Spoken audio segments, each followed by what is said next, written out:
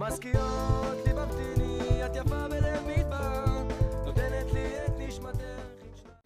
Shalom Uvracha mes chéris, ce Shabbat, Parashat Bo. C'est la paracha qui va résumer, si vous voulez, les 10 plaies. Les 7 premières plaies, on les a vues la dernière paracha de Vaera. Cette semaine, Bo, les 3 dernières plaies. Donc, les sauterelles, les ténèbres et la mort des premiers-nés. Et lorsque ces premiers-nés-là sont morts, eh bien, ça devait être le grand vacarme. C'est des clameurs horribles et terrifiantes, parce que tous les premiers-nés n'avaient pas une maison sans mort, c'était terrible. Et là, Pharaon expulse tout simplement le peuple d'Israël, partait, sortait, foutait le camp.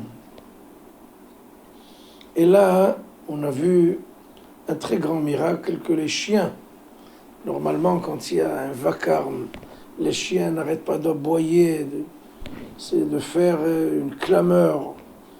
Et pourtant là, les chiens se sont tus. Il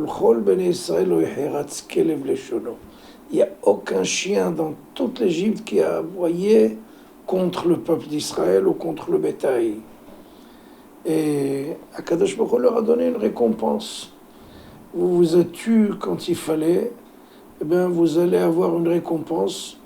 Toutes les viandes qui vont être déchiquetées dans les champs et dans les abattoirs, si c'est pas cachère, on va les jeter aux chiens.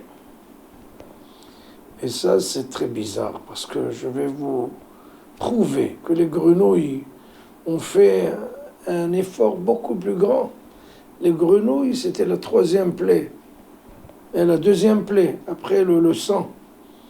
Et les grenouilles, en fait, elles sont rentrées dans les fourneaux, dans les fours, dans les marmites chaudes, dans les pétrins, pour justement accomplir le commandement de Dieu qui devait être dans les pétrins, dans les lits, dans les chambres, partout.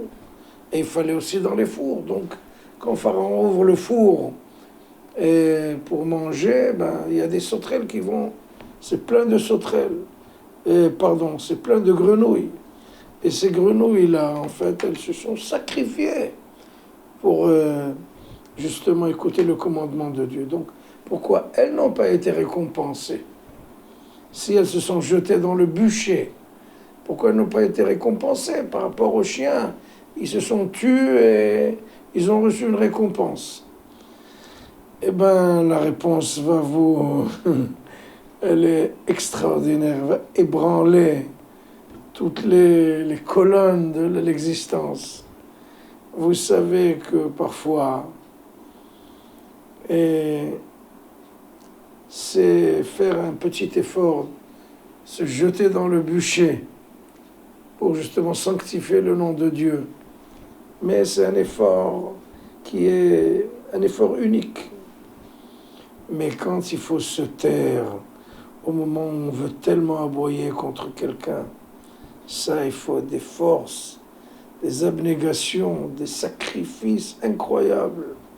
Donc nos sages disent, écoute, parfois il est plus facile de se jeter dans un bûcher que de se taire quand il faut se taire. Parce que parfois quelqu'un va nous déshonorer, va nous dire un mauvais mot. Et on a envie d'aboyer, de lui crier, de le déchiqueter.